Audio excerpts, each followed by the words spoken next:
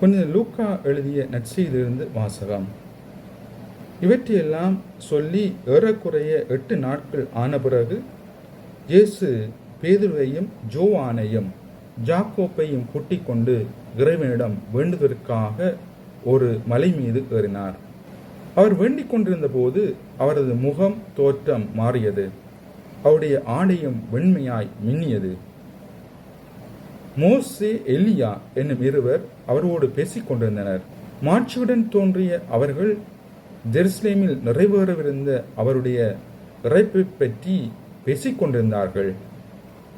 பேதுருவும் அவரோடு இருந்தவர்களும் தூக்க கலக்கமாய் இருந்தார்கள். அவர்கள் விழித்தபோது மாட்சிமையோடு இலங்கிய அவரையும் அவரோடு நின்ற இருவரையும் கண்டார்கள். அவ்விருவரும் அவரை விட்டு பிரிந்து சென்றபோது பேதுரு இயேசுவை நோக்கி, ஆண்டவரே, நாம் இங்கே இருப்பது நல்லது.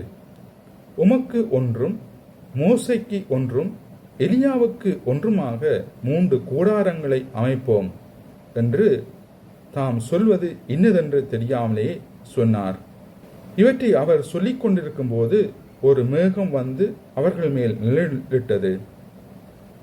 அம்மேகம் அவர்களை சூழ்ந்தபோது அவர்கள் அஞ்சினார்கள். அந்த மேகத்தினின்று, இவரே என் மைந்தர், நான் தேர்ந்து கொண்டவர் இவரே, இவருக்கு செவிசாயுங்கள் என்ற ஒரு குரல் ஒலித்தது. அந்த குரல் கேட்டபோது இயேசு மட்டும் இருந்தார். தாங்கள் கண்டவற்றில் எதையும் அவர்கள் அந்நாட்களில் யாருக்கும் சொல்லாமல் அமைதி காத்து வந்தார்கள். இது வாழ்வு தரும் இயேசு கிறிஸ்துவின் நற்செய்தி. கிறிஸ்துவே உமக்கு புகழ். கிறிஸ்து இயேசுவுக்குள் பிரியமான சகோதர சகோதரிகளே, தவக்காலத்தின் 2ஆம் ஞாயிறு இயேசுவின் உருமாற்றம் பற்றி சிந்திக்க எம்மை அழைப்பு விடுக்கின்றது. சோதனைகள் மனித வாழ்வின் இன்றியமையாத ஓர் அனுபவம். தோற்ற மாற்றம் உட்பட மாற்றங்கள் மனித வாழ்வில் ஓர் மையமாக இருக்கின்றது. தவக்காலத்தில் நாம் அடிக்கடி சிந்திக்கும் ஓர் எண்ணம் மாற்றம், அதிலும் குறிப்பாக மனமாற்றத்தையே அழைத்து நிற்கின்றது. நாம் மாற்றம் ஒன்று தான் மாறாது என்ற உலகில் வாழ்ந்து கொண்டிருக்கின்றோம். மாற்றங்கள் மிகப்பெரிய முன்னேற்றத்தை தருகிறது என்பதை நாம் உணர்வதில்லை. அதனாலேயே எமது வாழ்க்கையை நல்ல வழியில் வாழ மறக்கின்றோம்.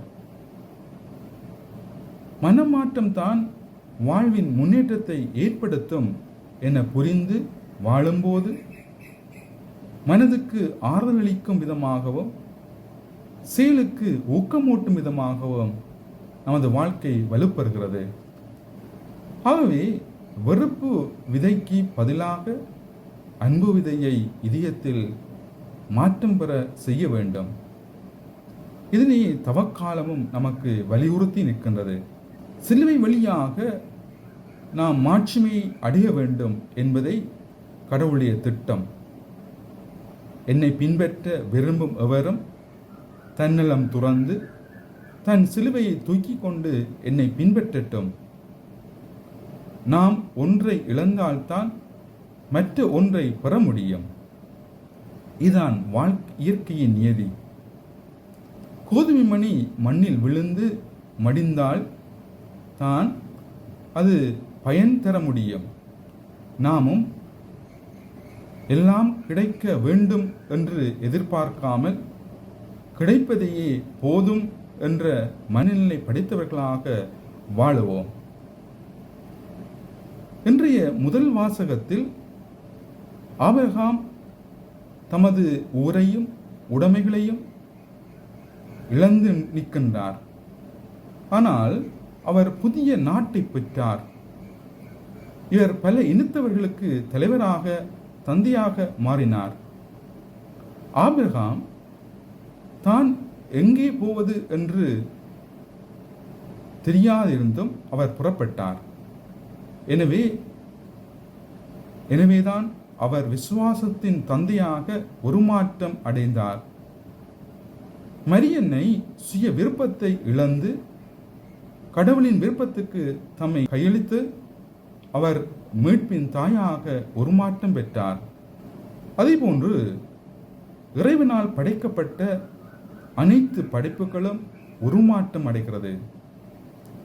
விதை தளிராகி செடியாகி மரமாகின்றது. உயிரினம் கருவாகி உருவாகி உயிர் வடிவம் பெறுகின்றது. நாமும் அன்றாட வாழ்க்கையை சிலுவை சுமப்பவர்களாக இருந்து நற்செயல் புரிபவர்களாக உருமாற்றம் பெற வேண்டும். அந்த உருமாற்றங்கள் பிறருக்கு எவ்விதமான பாதிப்பையும் கொடுக்காது. இயேசுவின் மனமாற்றம் எவ்வாறு நமக்குள் மனமாற்றத்தை ஏற்படுத்தியதோ அவ்வாறே நாமும் பிறருக்கு முன்மாதிரியான மனமாற்றம் உடையவர்களாக திகழ வேண்டும்.